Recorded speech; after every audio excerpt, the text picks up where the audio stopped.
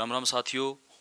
Swami Vivekananda competition centre Jhunjhunu के online platform पर आप सभी का हार्दिक स्वागत है। हम हमारी प्रश्नोत्तरी को आगे बढ़ाते हुए शुरुआत करते हैं और पहला क्वेश्चन ये आपके सामने है। पहला क्वेश्चन है कि बागड़ का पुष्कर किसे कहा जाता है। जो बागड़ का पुष्कर है, ये बागड़ का पुष्कर है माही नदी के किनारे, माही नदी के किनारे आयोजित होता है। माही, सोम, जाखम तीन नदियां हैं, उन तीनों नदियों के किनारे आयोजित होता है।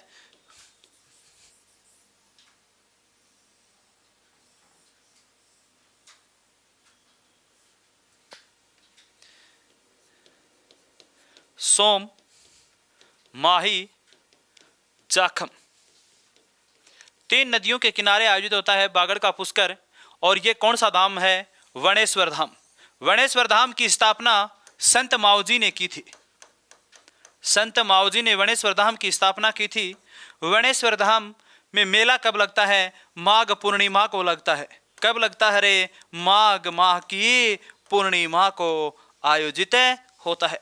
वणेश्वर धाम है कहाँ? नवाटापुरा गांव।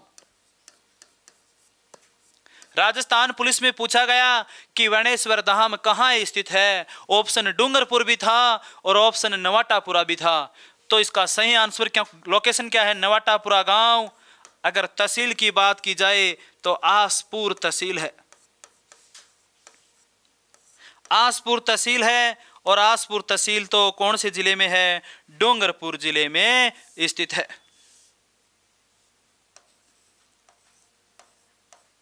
डूंगरपुर जिले में स्थित है। इस वणेश्वर धाम में खंडित शिवलिंग की पूजा होती है। खंडित शिवलिंग की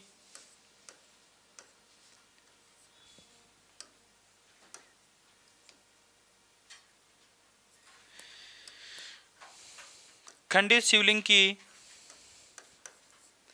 पूजा होती है।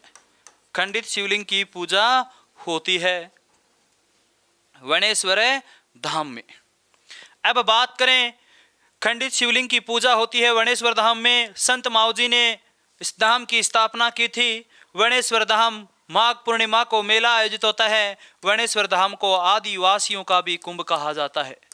किसका कुंभ रे? आदिवासियों का कुंभ भी कहा जाता है। आदिवासियों का कुंभ कहा जाता है वणेश्वर धाम को। जबकि पुष्कर तो अजमेर में स्थित है। पुष्कर कहाँ है? अजमेर में। मातर कुंडिया तो चित्तौड़ में है। और गणेश्वर धाम, गणेश्वर सभ्यता नीम का थाना सीकर में स्थित है। अगला क्वेश्चन है, अली बख्श ख्याल के प्रवर्तक कौन है? अली बख्श ख्याल के प्रवर्तक अली बख्श हैं। कौन है? अली बख्श। अली बख्श को अलवर का रस खान कहा जाता है।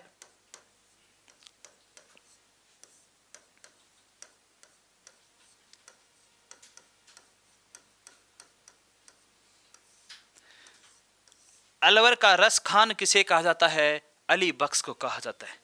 अरे लच्छी राम का संबंध तो कुचामनी ख्याल से था।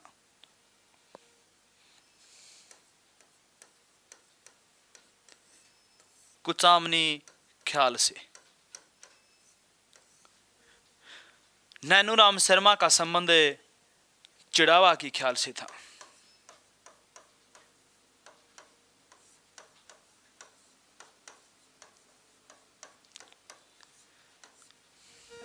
तो इसका सही क्या आंसर क्या है? अली बख्श। हवा महल का प्रवेश द्वार क्या कहलाता है? हवा महल का निर्माण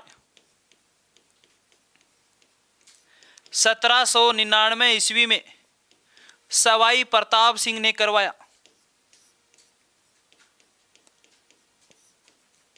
सवाई प्रताप सिंह ने करवाया हवा महल का निर्माण। इसे एर दुर्ग भी कहा जाता है। इसे क्या कहा जाता है? एर दुर्ग भी कहा जाता है हवा महल को। हवा महल कुल 5 मंजिला इमारत है। कुल कितनी मंजिला इमारत है? 5 मंजिला इमारत है। ये आपके सामने हवा महल है, दर्शन कर लेना। फिर ये मत बोलना कि हमें दर्शन नहीं करवाए गए। बहुत सुंदर हवा महल आपके सामने पेश किया जा रहा है और ये पांचों मंजिल है। प्रथम मंजिल को कहा जाता है शरद मंदिर, दूसरी को कहा जाता है रतन, तीसरी को कहा जाता है विचित्र, चौथी को कहा जाता है प्रकाश और पांचवी को कहा जाता है हवा। ये 5 मंजिलें हैं। इनके नाम एक बार एलडीसी आरपीएससी एलडीसी ने क्वेश्चन पूछा था कि हवा महल की तीसरी मंजिल का नाम क्या है, तो क्या नाम है? विचित्र है। और इसका जो प्रथम इसका प्रवेश द्वार है उसका नाम है आनंदे पोल। इसके प्रवेश द्वार का नाम क्या है? आनंदे पोल इसके प्रवेश द्वार का नाम है। ये हवा महल भगवान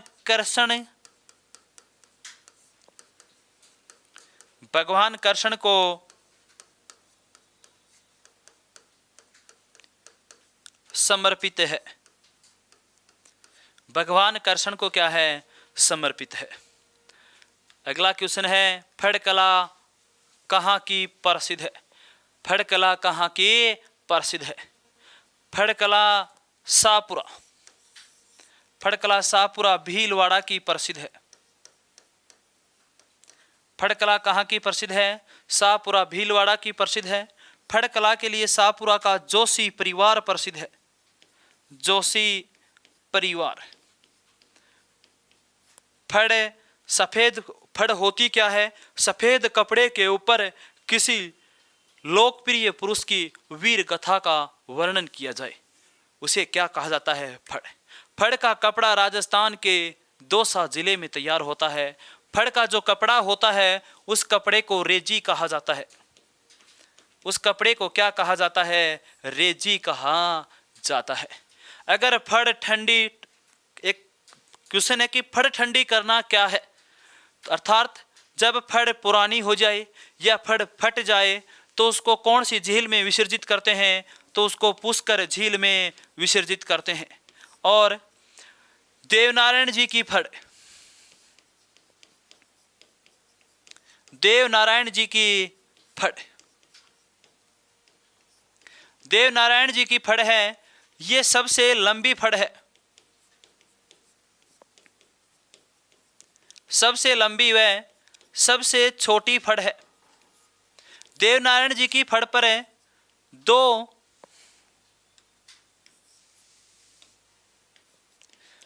सितंबर 1992 ईस्वी को 2 रुपए की डाक टिकट जारी की गई। 2 रुपए की डाक टिकट जारी की गई थी। लोकप्रिय फड़,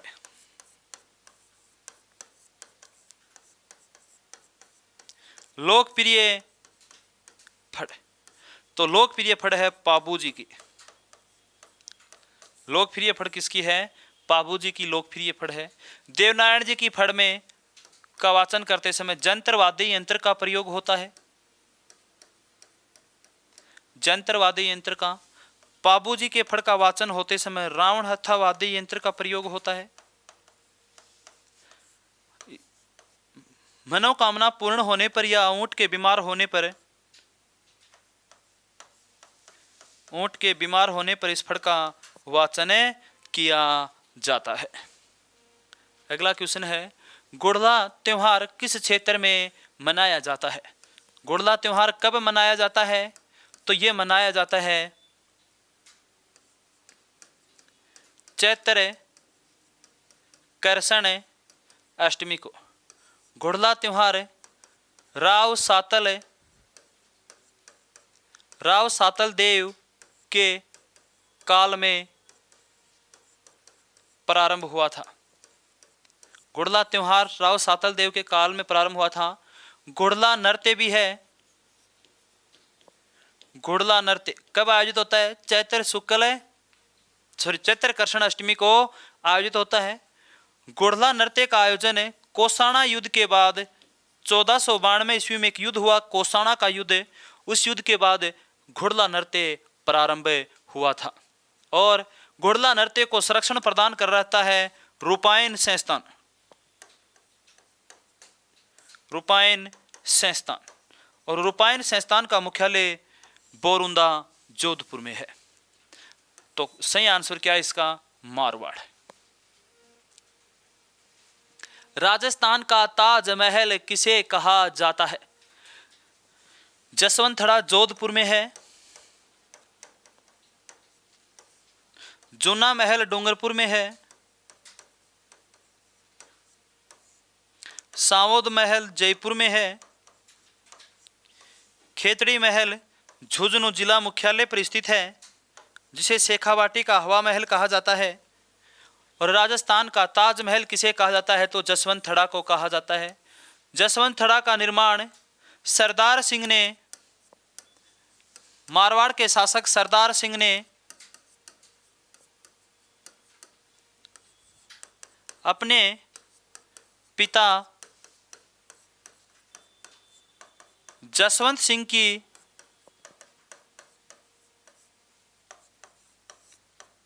याद में करवाया था। जसवंत सिंह की याद में करवाया था। जल महलों की नगरी किसे कहा जाता है? डिग के महल भरतपुर में है, मुबारक महल 2 हैं, एक टोंक में है, एक जयपुर में है, रेशमा महल सीकर में है। रेशमा महल कहाँ है? सीकर में। और जल महलों का निर्माण कहाँ है? डिग भरतपुर में। निर्माण किसने करवाया था जल महलों का? तो महाराजा सूरजमल ने। महाराजा सूरजमल ने डिग के जल महलों का निर्माण करवाया था। पशु पक्षी चित्र शैली की प्रमुख विशेषता है कि पशु पक्षी चित्र किस चित्र शैली में विशेषता मिली है? तो बूंदी चित्र शैली में। बूंदी चित्र शैली का स्वर्ण काल, और वो था महाराजा उमेद सिंह का काल। महाराजा उमेद सिंह का काल बूंदी चित्र शैली का स्वर्ण काल था। अगला क्वेश्चन है, राजस्थान में आधुनिक चित्रकला का जनक किसे कहा जाता है? राजस्थान में आधुनिक चित्रकला का जनक किसे कहा जाता है? ऑप्शन भी आपके सामने है। गोविंद नारायण, मास्टर कुंदनलाल मिस्त्री, आनंद कुमार स्वामी और नागरीदास। और कौन है? नागरीदास। तो सही आंसर क्या है इसका? मास्टर कुंदनलाल मिस्त्री। कौन है? मास्टर कुंदनलाल मिस्त्री इसका सही राइट आंसर है। आनंद कुमार स्वामी ने 1916 में राजपूत पेंटिंग पुस्तक लिखी थी, उसमें चित्रकला का विभाजन किया गया था, बताया है। नागरीदास का संबंध किशनगढ़ चित्र शैली से है। अगला क्वेश्चन है, घिंगा गणगौर किस शहर की प्रसिद्ध है? कौन से शहर की प्रसिद्ध है? उदयपुर शहर की है। कब मनाई जाती है? बैसाख, करसण तृतीया को मनाई जाती है। उदयपुर में यह मेवाड़ के महाराणा अमर सिंह के काल में मनानी प्रारंभ हुई थी। मेवाड़ के महाराणा अमर सिंह के काल में मनानी प्रारंभ हुई थी। अकेली गणगौर पूछे आपसे, गणगौर, अकेली गणगौर पूछे तो अकेली गणगौर कहाँ मनाई जाती है? वैसे तो बीकानेर में गणगौर बीकानेर की प्रसिद्ध है। गणगौर की सवारी की बात अलग है। गणगौर की सवारी है जयपुर और उदयपुर की प्रसिद्ध है। कर्नल जेम्स टोड ने उदयपुर की गणगौर का उल्लेख भी किया है। और गणगौर मनाई कब जाती है? तो ये चैत्र शुक्ल तृतीया को ये गणगौर का त्योहार मनाया जाता है। शाही गणगौर जैसलमेर की प्रसिद्ध है। अगर आपसे पूछे कि शाही गणगौर जैसलमेर की प्रसिद्ध है। शाही गणगौर कहाँ की प्रसिद्ध है? जैसलमेर की। गणगौर से बताया जाता है कि त्योहारों का समापन माना जाता है। हिंदू धर्म में त्योहारों का समापन माना जाता है। बताया जाता है कि तीज त्योहार बावड़ी ले डूबी गणगौर, अर्थात हिंदू धर्म में त्योहारों का आगमन छोटी तीज से होता है, जिसे श्रावणी तीज कहा जाता है, और समापन गणगौर पे आके होता है। गणगौर सर्वाधिक गीतों वाला त्योहार है। क्या है? सर्वाधिक गीतों वाला त्योहार। गणगौर सर्वाधिक गीतों वाला भी त्योहार है। अगला ही क्वेश्चन है, छोटी तीज का त्योहार कब मनाया जाता है? यह प्रकृति प्रेम का त्योहार है। प्रकृति प्रेम का त्योहार है छोटी तीज का त्योहार है। यह पति पत्नी का त्योहार है। यह पति पत्नी का त्योहार है। इस त्योहार पर लहरिया वस्त्र ओढ़ा जाता है। इस दिन महिलाएं अपने अखंड सौभाग्य की प्राप्ति के लिए व्रत रखती हैं, और बताया जाता है कि इस दिन नव विवाहित जो दुल्हन होती है वो अपने पति का नाम तब तक नहीं बताती जब तक जिस पेड़ के ऊपर जो झूला गला हुआ है उसकी टहनी तोड़ी जाती है, फिर उसको पीटा जाता है, तब वो अपने पति का नाम बताती है। और छोटी तीज कब मनाई जाती है? तो मनाई जाती है श्रावण शुक्ल तृतीया को। श्रावण शुक्ल तृतीया को। और यह भी बताया जाता है कि श्रावण के माह में नव विवाहित दुल्हन और सास एक साथ नहीं रहती। क्यों? कि बताते हैं कि सास के ऊपर बाहर चढ़ता है। अगर किसी का विवाह हुआ हो 3 दिन पहले और 3 दिन बाद लग जाए सावन, बताओ उससे वो 1 महीना कैसे कटेगा? नहीं कटेगा। तो कई बार ऐसा भी हो जाता है। लेकिन आजकल ये प्रथा समाप्त हो गई है। घर वालों को बयाना बोलेगो, छोरो आपकी माँ ने कहेगो कि माँ आकी जात बोलेड़ी है विष्णु देवी की, वैष्णो देवी का जानू हरा की जात बोलेड़ी है, ब्यास पहले आको चुराई हम पा आ गयो थो। माँ ने भी के बेरो कि वैष्णो देवी जागा, कि ये शिमला जागा, कि ये नीमून मनाने जागा। अगर पहलड़ा न्यू कह देती कोई कि मैं नीमून पर जावांगा तो खाल तार लेता गराड़ा। और आज कलड़ा के कहेगा माँ की जात बोलेड़ी है या तो ब्याह होता ही लगान की कहेड़ी है और या जात लगानी है। माँ ने बेचारी नर बाबू ने के बेरो कि कड़े विष्णु देवी है, वह तो के कहेगा कि ठीक है बेटा जात बोलेड़ी है तो लगायो।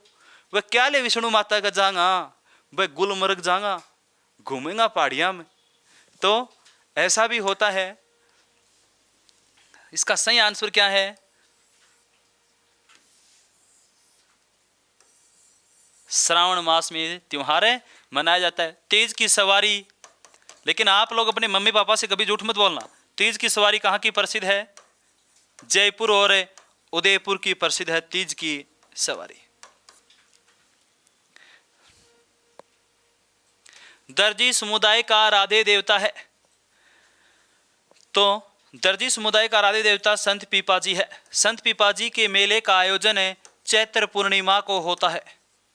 चैत्र पूर्णिमा को होता है और समदड़ी गांव बाड़मेर में आयोजित होता है। समदड़ी गांव बाड़मेर में ये आयोजित होता है। संत पीपाजी के बचपन का नाम प्रताप सिंह खींची था। प्रताप सिंह खींची था। संत पीपाजी गागनोर या गागरोन दुर्ग का शासक हुआ करता था। संत पीपाजी के गुरु का नाम रामानंद जी था। चरणदास जी की प्रधान पीठ दिल्ली में स्थित है। लालदास जी धन्नादास जी की छतरी टोंक में है और लालदास बीकानेर में इसकी प्रधान पीठ है। नाथ संप्रदाय की प्रधान पीठ है कि नाथ संप्रदाय की प्रधान पीठ कहाँ है? किस शासक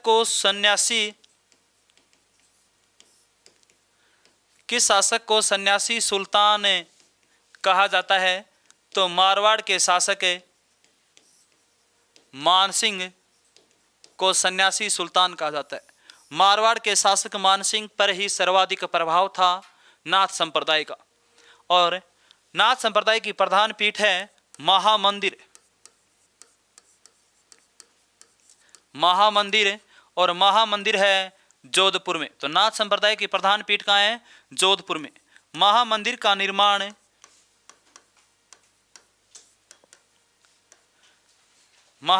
निर्माण मानसिंह ने करवाया था। किसने करवाया था? मानसिंह ने करवाया था। महामंदिर को 84/80 खंभों का मंदिर भी कहा जाता है। 80 खंभों का मंदिर भी कहा जाता है। तो इसका सही आंसर क्या है? जोधपुर। अगला क्वेश्चन है, जोधपुर दुर्ग का कुंडली के अनुसार क्या नाम है? जोधपुर दुर्ग का निर्माण 1459 ईस्वी में राव जोधा ने करवाया था। जोधपुर दुर्ग की नींव करणी माता ने रखी थी। जोधपुर दुर्ग की नींव किसने रखी थी? करणी माता ने जोधपुर दुर्ग की नींव रखी थी। और पूछा क्या है? कुंडली के अनुसार।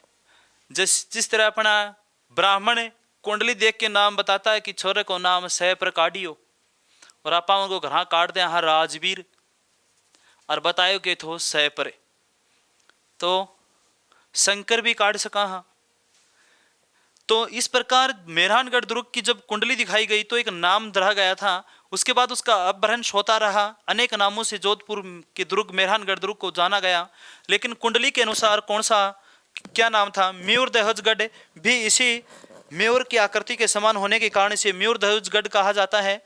चिड़िया टूक क्यों कहा जाता है? क्योंकि चिड़िया टूक पहाड़ी पर स्थित है। मेहरानगढ़ राव जोधा ने निर्माण कराया, तब इसका नाम मेहरानगढ़ रख दिया था। और गढ़ चिंतामणि, तो इसका सही आंसर क्या है? कुंडली में मेहरानगढ़ दुर्ग का नाम क्या है? गढ़ चिंतामणि है।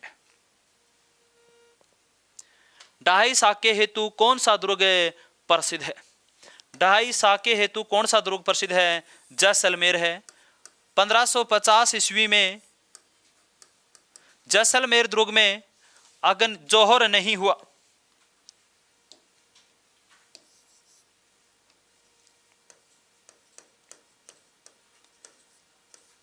1550 ईस्वी में जैसलमेर दुर्ग में जौहर नहीं हुआ था, केसरिया हुआ था।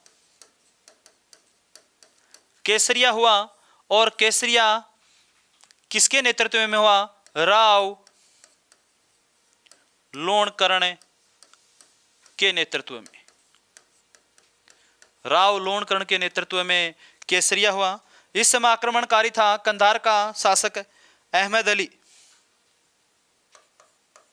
अहमद अली ने जैसलमेर सोनारगढ़ दुर्ग पर आक्रमण कर दिया था, और उसके बाद राव लोणकरण ने अपने स्वाभिमान की रक्षा करते हुए वीर गति को प्राप्त हो गया था। लेकिन वीर गति को प्राप्त होने से पहले उन्होंने दुश्मन की सेना को सोनारगढ़ दुर्ग से खदेड़ दिया था। उसके बाद सोनारगढ़ दुर्ग में रानियों और महिलाओं ने जौहर नहीं किया, क्योंकि वो सुरक्षित थे। तो ये हमारे आज के महत्वपूर्ण प्रश्न थे। साथियों, फिर मिलते हैं अगली क्लास में नए जोश नई उम्मीद के साथ। तब तक के लिए जय हिंद।